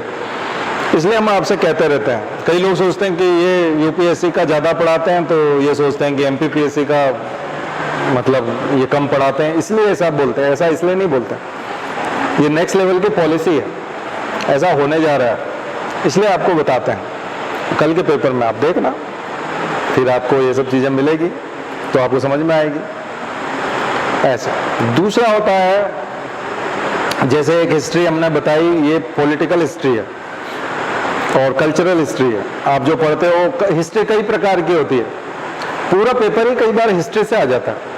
2 हिस्से होते हैं पेपर के, एक हिस्ट्री और एक करंट अफेयर्स। फिर आप कहोगे पूरा हिस्ट्री कैसे? एक होगा इकोनॉमिक हिस्ट्री, बिल्कुल प्राचीन काल से लेकर अभी तक का इकोनॉमिक हिस्ट्री, आर्थिक इतिहास। तो अगर आपसे पूछें कि रिजर्व बैंक की स्थापना कब हुई, तो 1935 में हुई। तो 1935 ये वाला जो प्रश्न है, ये इकोनॉमिक हिस्ट्री का पार्ट हो जाए। अगर आपसे योजना आयोग का और पंचवर्षीय योजनाओं का इतिहास पूछ रहे हैं, इकोनॉमिक हिस्ट्री हो जाएगी। भारत में पहली बार बैंकिंग की शुरुआत कैसे हुई, इकोनॉमिक हिस्ट्री हो जाएगा। आगे समझ, बॉम्बे स्टॉक एक्सचेंज या नेशनल स्टॉक एक्सचेंज की स्थापना कब हुई, शेयर मार्केट कब से चला, सेबी की स्थापना, ये इकोनॉमिक हिस्ट्री के पार्ट हो जाएगा। अभी सेबी का अध्यक्ष कौन है और नए रूल्स रेगुलेशन या इससे रिलेटेड क्वेश्चन होगा, वो करंट अफेयर से जुड़ा हुआ हो जाएगा। तो इसका मतलब जो ऐसे जो पेपर होते हैं खास करके एमपीपीएससी में, दो ही प्रकार के पेपर आते, दो ही भागों में बांटा जा सकता है, एक हिस्ट्री और एक करंट अफेयर्स। कई बार कल्चरल हिस्ट्री होगी, कई बार पॉलिटिकल हिस्ट्री होगी, कई बार रिलीजियस हिस्ट्री होगी, कई बार इकोनॉमिक हिस्ट्री होगी, कई बार ज्योग्राफिकल हिस्ट्री होगी। ज्योग्राफिकल डिजास्टर मैनेजमेंट से जुड़ी हुई चीजें पुरानी कोई पूछ ले, पहले कौन कौन सा डिजास्टर कब कब हुआ, या गेम्स की हिस्ट्री पूछ ली उसने कि ओलंपिक की शुरुआत कब हुई थी, ओलंपिक में ये खेल कब शुरू किया गया था, तो इससे सवाल हो जाएंगे। पुराना क्रॉनिकल का ईयर बुक कहीं मिल जाए, क्योंकि अब कल का एग्जाम तो मैं नहीं कह सकता है कि आप लोगों को आज मैं तैयार करा दूंगा, लेकिन आगे आने वाले समय में जब भी कभी आप ऐसे सिली टाइप के पेपर देना चाहते हो तो उसकी तैयारी कैसे होती है, उसके लिए पुराना कोई क्रॉनिकल ईयर बुक ले लीजिए, उसके पीछे स्पोर्ट्स वाला सेक्शन दिया हुआ है, बहुत अच्छा तैयार हो जाए। एक बार करना चाहिए लाइफ में, उसको नोट्स भी बना लेने चाहिए, अगर टाइम हो आपके पास, आप छोटी क्लास में तो नोट्स भी बना सकते हो, और अगर टाइम नहीं है तो उसी में अंडरलाइन करके पढ़ लो। पुराना क्रॉनिकल ईयर बुक अगर किसी को मिल जाए, यानी कि 5 साल पहले का, 6 साल पहले का, 10 साल पहले का, मार्केट में मिल जाए, सेकंड हैंड बुक्स वालों के पास मिल जाएगा, तो उसमें लास्ट के 25-30 पेज में आपको स्पोर्ट्स दिया हुआ है। बैडमिंटन दिया है तो बैडमिंटन की शुरुआत में बैडमिंटन का एक पैराग्राफ में इतिहास दिया हुआ है कि बैडमिंटन की शुरुआत कब हुई है। फिर बैडमिंटन में काम आने वाले इंस्ट्रूमेंट्स, जो अपने जो स्पोर्ट्स के सामान है वो क्या क्या है, नेट है तो उसकी हाइट कितनी होती है, कैसे बांधते हैं, जो शटल होती है उसमें कितनी पंखुड़ियाँ होती हैं, और मटेरियल क्या होता है उसका, ये इनके बारे में होता है, क्वालिटी मटेरियल वो। फिर प्लेयर्स कितने होते हैं, इवेंट्स कितने होते हैं, टूर्नामेंट्स कितने होते हैं, कप कितने होते हैं उसके, कप या टूर्नामेंट। फिर उसकी टर्मिनोलॉजी होगी बीच में, कौन कौन सी टर्म्स जो है उस खेल से जुड़ी हुई हैं।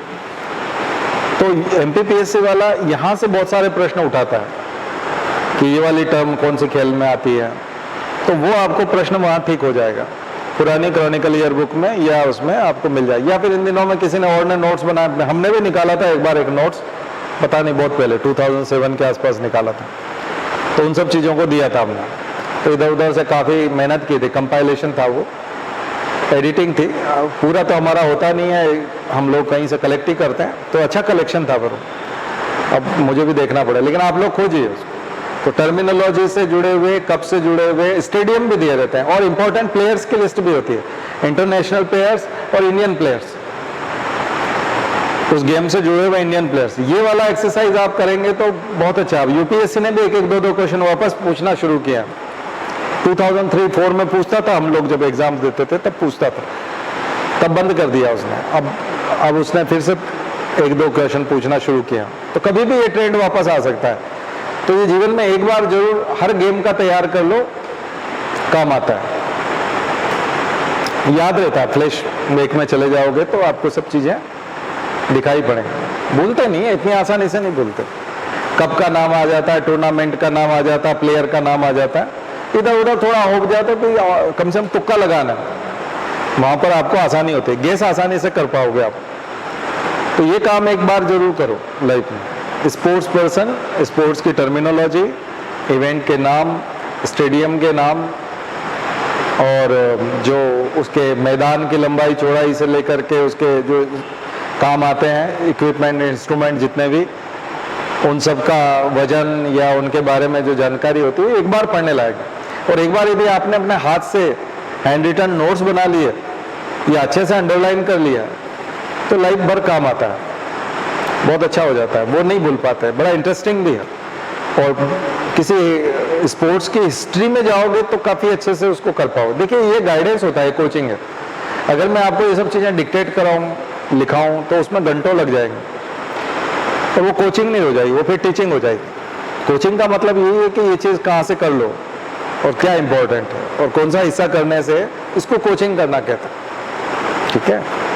और हम लोग जैसे परमानेंट हमारी जो क्लास लेते हैं वो मेंटरिंग के आसपास चली जाती है, उसमें थोड़ा मेंटरिंग हो जाता है, क्योंकि पर्सनल टच आ जाता है और क्लास के बाद में भी बात कर पाते हैं, तो थोड़ा मेंटरिंग हो जाता है। तो ये एक तरह का डेवलपमेंट है, टीचिंग, कोचिंग एंड मेंटरिंग। तो टीचिंग स्कूल लेवल पे जो आपका टीचर आपको नोट भी कराता है, फिर आपका जो नोट कराया उसे वो देखता भी है कि मैंने नोट कराया, वो तुमने नोट किया कि नहीं ठीक से, ये टीचिंग का पार्ट है। लेकिन कोचिंग में ये है कि आपको बता दिया जाता है, इसलिए जो क्रिकेट का कोच होता है, अगर क्रिकेट की टीचिंग कराएंगे तो सबसे पहले थ्योरी क्लास होगी, फिर मैदान में जाएगा, खुद बैट पकड़ेगा और कम से कम 50 शॉट खुद लगाएगा और 50 शॉट उससे लगवाएगा। जबकि कोचिंग में वो होगा कि वो एक बार बताएगा बस कि इसको यूँ कर लो, तो ये कवर ड्राइव करके बताओ, मैं एक बार बता देता हूँ, अब इसको 100 बार लगाओ, और वो चाय पी आएगा इस बीच में ठीक है। तो ये होता है कोचिंग। कोचिंग में बहुत सिंपल होता है, आपको सारी मेहनत आप ही को करना होती है, वो हल्का सा उसको गाइड करता है, बिल्कुल नज इफेक्ट जिसको कहते हैं वो होता है, तो आप वो करिए। तो एक तो ये बताया, ठीक है। ऐसे ही जैसे मैं आपको भी ये बता रहा था, ऐसे ही आपको बुक्स की लिस्ट, राइटर और जितने भी स्लोगन हैं, जितने भी अभी तक के जिनको हम कोट्स कहते हैं, बहुत सारे कोट्स होते हैं, किसी एमिनेंट पर्सनालिटी ने ये कहा था, एपीजे अब्दुल कलाम ने ये कहा था, इस प्रकार के सवाल आते हैं। तो थिंकर्स के बारे में आते हैं, एमिनेंट पर्सनालिटीज़ के बारे में आते हैं, बहुत सारे राइटर्स, बहुत सारे साइंटिस्ट, और जो भी अपने अपने फील्ड के ज़बरदस्त लोग रहे हैं उनके बारे में, उनने जो भी लाइफ में नई नई चीज़ें अचीव की है या ऐसा किया है, तो उनकी लाइफ इवेंट्स के बारे में भी, और उनसे जो उनने जो बातें कही वो कोट्स के रूप में पूछी जाती है, ठीक है। फिर उनका work, notable works and books वगैरह, नॉवेल, फिल्म, सिनेमेटोग्राफर है या फिल्म मेकर है तो उसकी फिल्म का नाम और उसका आर्ट वर्क और वो सब चीज़ें। तो इन सब की लिस्ट जितने ज़्यादा लोगों के आप बनाओगे उतना आप धीरे धीरे वो करते जाओगे। लेकिन कुछ लोग बहुत ज़्यादा लाइमलाइट में रहते हैं, खास करके विकिपीडिया पे आप जाओगे तो काफ़ी मैटर होता है उनके बारे में। जैसे बुकर प्राइज़ अगर कोई जीत लेता है तो उसके बाद उसके बारे में काफ़ी डिटेल बड़ी चीज़ें होती है। अमर्त्य सेन नोबेल जीत लिया उन्होंने इकोनॉमिक्स में, तो वेलफेयरिस्टिक इकोनॉमिक्स की जब बात आती है, अभिजीत सेन, वो क्या नाम था, अभिजीत बनर्जी, तो अभिजीत बनर्जी के बारे में विकिपीडिया पे पहले 1 या 2 पैराग्राफ रहे होंगे, लेकिन जब नोबेल जीत लिया तो आप देखोगे बहुत लंबा चौड़ा उनका जानकारी उसके ऊपर आ गई विकिपीडिया पे। तो जिनकी विकिपीडिया पे बहुत लंबी चौड़ी जानकारी मिलती है, ऐसे लोगों को तो आपको मिस करना ही नहीं है। ऐसे इंडियन जो पूरी दुनिया में फेमस हैं और अलग अलग फील्ड्स में नाम कमा रहे हैं, और विकिपीडिया कम से कम आपकी कॉपी के 10 पेज के बराबर मटेरियल वहाँ पर छापे हुए हैं, उसको तो आपको बिल्कुल एकदम पकड़ लेना है उसको। हाँ, बहुत ही एक पैराग्राफ में है तो ऐसे लोगों को आप छोड़ सकते हैं, लेकिन छोड़ना तो नहीं है, लेकिन ध्यान कम देंगे, लेकिन उनके ऊपर आपको ज़्यादा फोकस करना है। तो प्राइज विनर बुक्स और प्राइज विनर पर्सनालिटीज है ना, तो जो जिनने भी बड़े बड़े प्राइज लिए हैं ऑलरेडी अपने आप को प्रूव कर दिया है वर्ल्ड लेवल पे, ऐसे लोगों को जितना ज़्यादा पढ़ेंगे उतना फायदा होगा, ठीक है। दरअसल हम लोग करंट अफेयर्स में इसको रेडी रिकॉर्नर बोलते हैं ना, तो यानी कि करंट अफेयर्स के लिए जब आप कभी भी ऐसे लोगों को तैयार करते हो तो अपॉइंटमेंट्स हुए, किसी की डेथ हो गई है, कि कोई अपॉइंट हुआ है किसी इम्पोर्टेंट पोस्ट पे, या किसी को कोई प्राइज मिला है, यानी कैसे भी करके वो रिसेंटली न्यूज़ करके रेडी रिकॉर्नर जो हम तैयार करते हैं वो यही होता है। तो ये तो करंट अफेयर्स बेस्ड हो गया, लेकिन हिस्टोरिकल पर्सनालिटीज भी, वो भी कभी कभी खास करके तब इम्पोर्टेंट हो जाती हैं जबकि उनके 100th एनिवर्सरी है उनकी, अभी 100 साल हो गए उनको, 150 साल हो गए, 200 साल हो गए, ऐसे में वो बहुत इंपॉर्टेंट निकल आता है, ठीक है। तो ये लॉन्ग टर्म तैयारी करने वालों के लिए, कल के लिए नहीं है, कल के लिए तो हाँ, लेकिन अभी तक आप अगर कोई गाइड पढ़ रहे हो, छोटी मोटी किताब पढ़ रहे हो, तो आज की रात जो है मैंने जो आपको बताया वैसे पढ़ना शुरू करो। ये एक ही दिन में आपको ज़्यादा फायदा दे जाएगा। कल के पेपर में मैं आपको बता सकता हूँ कि इसको किसको कर लेने से क्या होता है। तो इतने शॉर्ट टर्म में नहीं। नदियों के बारे में मैंने पिछली बार भी बोला था और 4-5 प्रश्न आपने देखे थे यूपीएससी के टाइम पे भी। मैं आज फिर बोलता हूँ, नदियाँ बहुत इंपॉर्टेंट होती है। ज्योग्राफी में जब भी जाओ रिवर्स पूछने वाले को भी अच्छा लगता है और बहुत लेवल होता है उस प्रश्न का। मतलब उसको कभी भी आप सिली क्वेश्चन नहीं कह सकते। नदियों के प्रश्न को कभी सिली क्वेश्चन नहीं कहेगा, कोई भी नहीं कहेगा। क्योंकि ज्योग्राफी में जब आप जाओगे तो एक जैसा जंगल अगर लंबा चला आ रहा है 500 किलोमीटर तक, मान लीजिए एक ही जंगल है और घना जंगल है, ठीक है, तो मोनोटोनस है वो ज्योग्राफी, बिल्कुल एक रूप है। और वो जो पैटर्न है ज्योग्राफी का, वो प्रश्न नहीं बनाता, वो क्वेश्चन नहीं बनाता। या तो जंगल में आग लगी हो या जंगल की कटाई हुई हो, क्योंकि जो वो एसेट है ना जंगल की, वो उस प्रकार की एसेट है जैसे आप मकान है आपका और उस मकान को आप बेच नहीं रहे हो और मकान 1 करोड़ का है, आप उसमें रहते हो। अब रहते हो तो वो 1 करोड़ का नहीं है, आप बेचते हो तो वो 1 करोड़ का। ठीक वैसे ही जंगल को जब तक आप काटते नहीं हो, उसको हार्वेस्ट नहीं करते, उस लकड़ी का इस साल को यूज करना आपने शुरू कर दिया, एक्सपोर्ट करना शुरू कर दिया, कुछ कमाई करना शुरू कर दिया उस लकड़ी से, अदरवाइज वो केवल बायोडाइवर्सिटी को मेंटेन करेगा और क्लाइमेट चेंज को रोक के रखेगा। और आपकी इकोलॉजिकल सर्विसेज वहां से मिल रही हैं, आप टूरिज्म के लिए जा रहे हैं, तो सारी चीजें स्टेबल सर्विसेज है। लेकिन नदियां ऐसा नहीं है, नदियां लाइफ लाइन कही जाती है, उसकी वजह से इरिगेशन होता है। मानसून में उसमें उतार चढ़ाव आता है, मानसून अच्छा नहीं होता तो नदियों का पानी जल्दी सूख जाता है, केवल बरसाती नाला हो जाते हैं। कई बार वो साल भर 12 नदी होती है। उसके ऊपर जो डैम बना है उसमें पावर प्रोजेक्ट्स हैं, फिशरीज होती है, पानी भरा रहेगा तो टूरिज्म बढ़ेगा। तो बहुत मल्टीपर्पज प्रोजेक्ट बोलते हैं हम, इसलिए बोलते हैं ना बहुउद्देशीय परियोजना। नदियों पे जो परियोजना होती है वो बहुउद्देशीय होती है। इसलिए नदियों के प्रश्न पूछने से अपने आप को कोई परीक्षक रोक नहीं पाता। बहुत आकर्षित करती है भारत में नदियां, और बहुत ज्यादा है, और प्रश्नों की रेंज भी बहुत लंबी होती है। केवल ऐसा नहीं कि नदी लंबी चौड़ी है या सबसे बड़ी नदी बताओ, नहीं, वो ट्रिब्यूटरीज पे चला जाता है और उसके अलावा उसके किनारे जो शहर बसे हुए हैं उन पे चला जाता है, इकोनॉमी पे चला जाता है कि रिवर बेस्ड इकोनॉमी क्या क्या है, फिशरीज पे चला जाता है, डिस्प्यूट्स पे चला जाता है, इंटर स्टेट डिस्प्यूट्स हैं बहुत सारे। फिर नदी जोड़ो परियोजना, अमृत क्रांति जिसको कहा गया था, जिसमें नदियों को जोड़ने की बात है। केन बेतवा वो सबसे बड़ा प्रोजेक्ट था और पहला प्रोजेक्ट था और मध्य प्रदेश में, इसलिए उसके प्रश्न बनने की संभावना बहुत ज्यादा होती है। तो नदियों के प्रश्न से मुझे नहीं लगता है कि कोई भी पेपर सेटर जो है अगर 100 प्रश्न पूछता है तो 2 या 3 प्रश्न या 4-5 प्रश्न नदियों से ना पूछे, मतलब पूछ के रहता है। बड़ा आश्चर्य होगा अगर वो ना पूछे तो, एकदम ही नदी का दुश्मन कौन है ठीक है, तो ऐसा कोई होगा नहीं, मुश्किल है। तो उनको अच्छे से करके जाने से आपको फायदा होता है, 4 या 5 प्रश्नों का फायदा होता है। पुरस्कार मैंने अभी बताया आपको, प्राइज विनर लोगों को पूछता है तो पुरस्कार सारे रिपीट करें।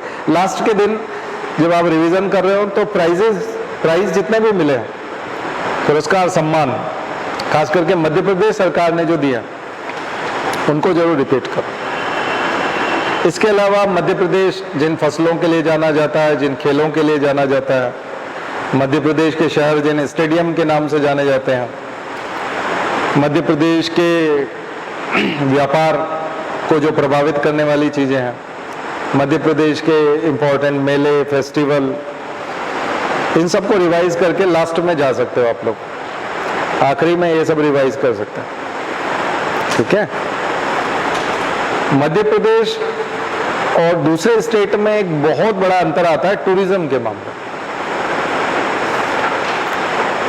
कुछ भी हो, मध्य प्रदेश को टूरिस्ट स्टेट का दर्जा कभी नहीं मिल पाया। देश भर में टूरिज्म का अच्छा खासा हाल है, उसमें सबसे आगे राजस्थान होता है। राजस्थान की इकोनॉमी का बहुत बड़ा हिस्सा टूरिज्म है, और वो अभी से नहीं है। उसका कारण है ब्रिटिश इंडिया और यूपी में लाल किला और ताजमहल और ये, तो ये चीजें ब्रिटिश इंडिया के टाइम से है। यूरोप के बहुत सारे लोग, अमेरिका तो मैं नहीं कहूँगा, नया देश है, लेकिन यूरोप के लोग और दुनिया भर के लोग 100 साल पहले उनके फोर फादर्स जो है 200 साल पहले भारत की यात्रा इन स्थानों के लिए करते थे। तो जनरेशन टू जनरेशन वो नॉलेज उनके इनकलकेट हुआ है, वो उनको हेरिटेज में मिला है। कि पुराने फोटोग्राफ देखते होंगे कि 100 साल पहले हमारे दादाजी गए थे और उनका ताजमहल के सामने फोटो है, या जयपुर के हवा महल के सामने फोटो है। तो वो जब इंडिया आता है तो वो वहां जरूर जाता है। ऐसा एमपी का कोई सौभाग्य नहीं है कि एमपी में ऐसे कोई टूरिज्म को इस तरह से रिप्रेजेंट करने वाले है स्थान, लेकिन वो सौभाग्य नहीं मिल पाया है कि दुनिया के फॉरेन के जो टूरिस्ट है वो चूंकि बहुत पहले नहीं करते थे टूरिज्म यहाँ का, इसलिए अभी भी उसको बढ़ाने में बहुत दिक्कत आती है। तो आपको जमीन आसमान एक करना पड़ेगा। एमपी गवर्नमेंट को टूरिज्म बढ़ाने के लिए बहुत ज़्यादा प्रोएक्टिव होना पड़ेगा, और वो एक नॉर्मल मोड में रहते हैं अपने कि जिसको आना होगा आ जाएगा तो वो आते नहीं लोग। लेकिन एमपी के टूरिज्म से मध्य प्रदेश में प्रश्न बहुत आता है, खास करके मेंस में तो एक प्रश्न पक्का रहता है टूरिज्म का, और उसको कई सेगमेंट में बांटते हैं हम लोग।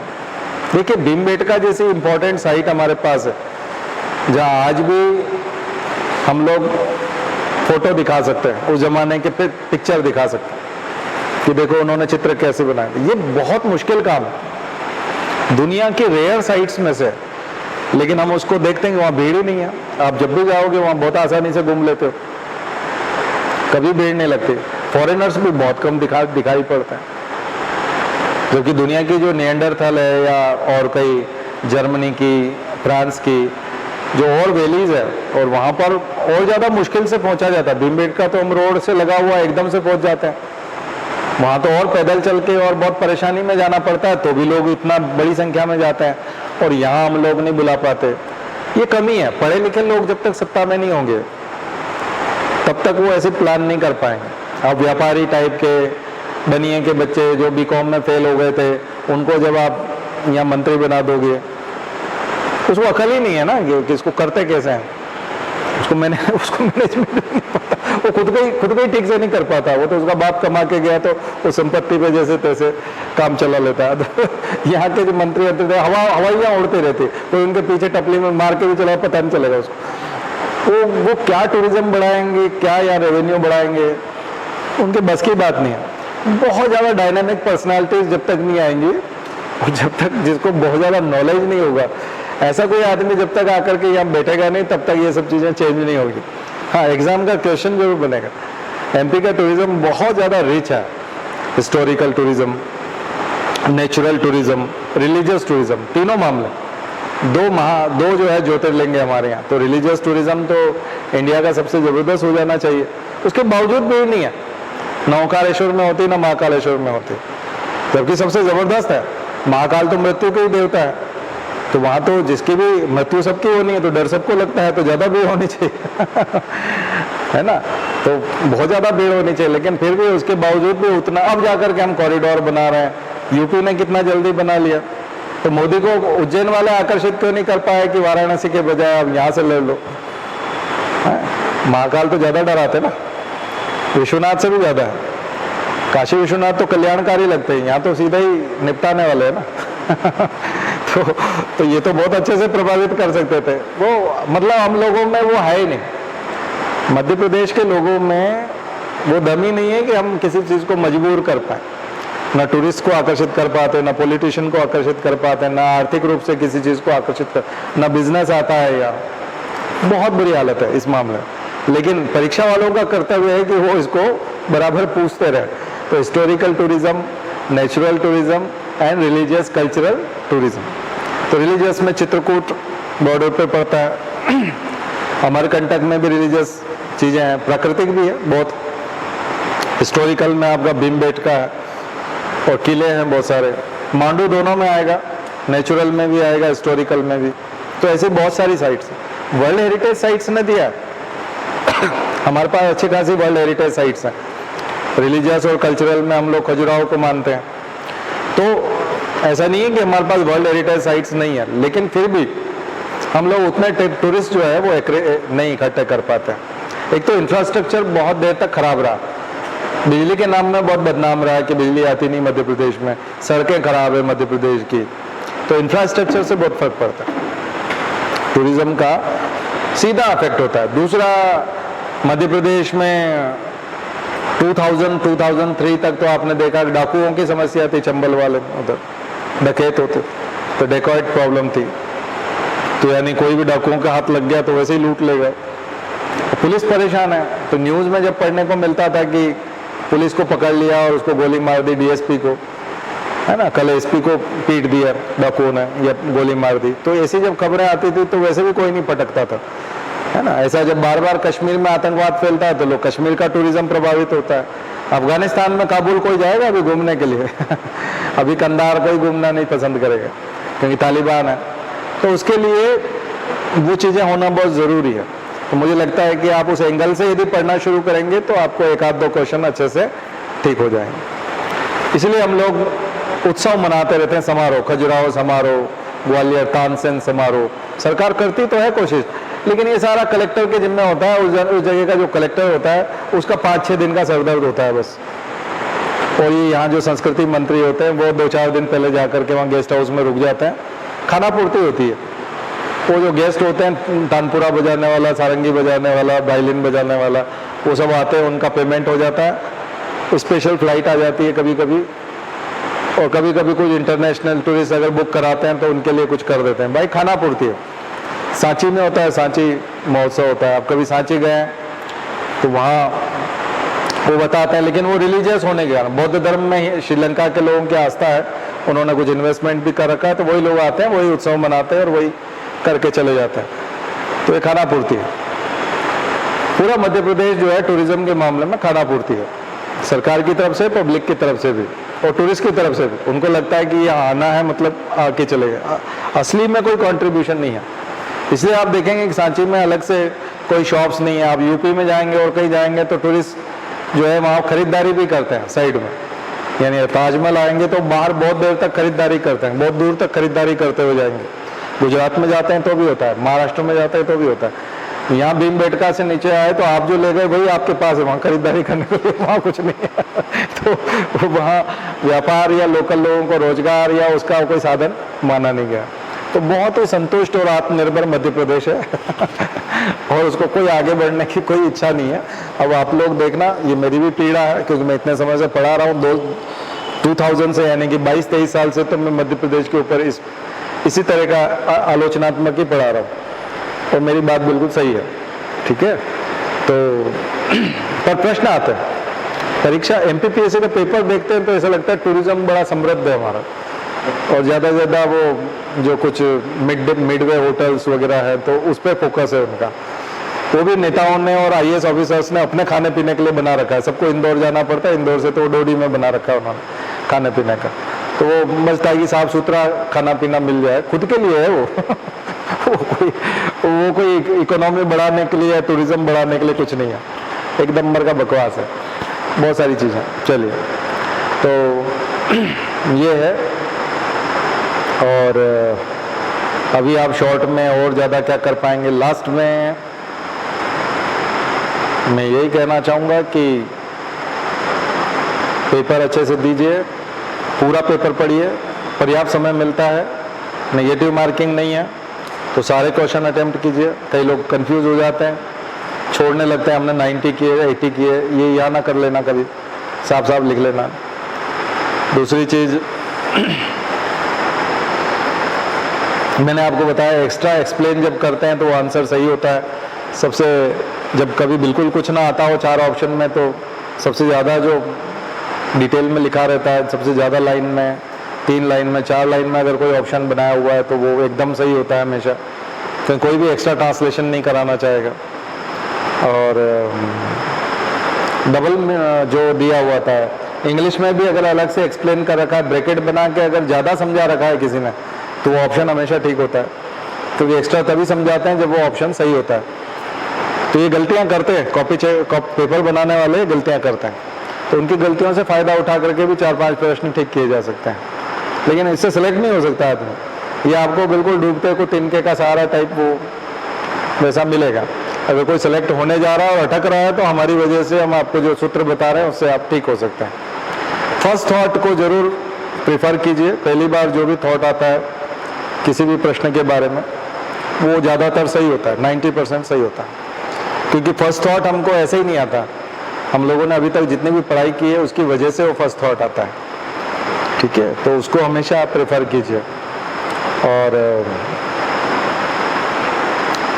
बहुत ज़्यादा स्पेसिफिक आंसर होता है टेक्निकल लैंग्वेज में, वो भी हमेशा सही होता है, क्योंकि इतना ज़्यादा टेक्निकल और कठिन गलत ऑप्शन को, जैसे मान लीजिए आपको पता चल गया कि ये मैं जो प्रश्न पूछ रहा हूँ इसका आंसर मैं बी बनाने जा रहा हूँ, अब मुझे ए में भी कुछ डालना है, सी में भी कुछ डालना है, डी में भी कुछ डालना है, बी वाला आंसर रहेगा, ए सी डी नहीं रहेगा।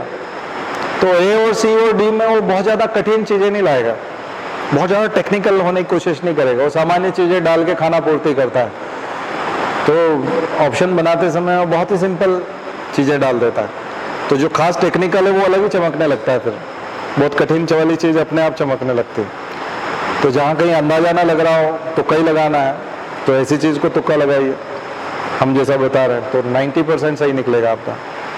ऑल ऑफ द अबव अधिकांश जगह पर ठीक निकलता है, नन ऑफ द अबव जो है अधिकांश जगह गलत निकलता है, क्योंकि वो तभी लिखता है आदमी जब वो आंसर नहीं है। ऑल ऑफ द अबव भी वो तभी लिखता है जब ज़्यादातर वो आंसर होता है, तभी लिखता है, अदरवाइज उसको बनाने की ज़रूरत नहीं होती। ऊपर का है बोथ वाला जो होता है वो भी अधिकांश सही होता है तभी लिखता है।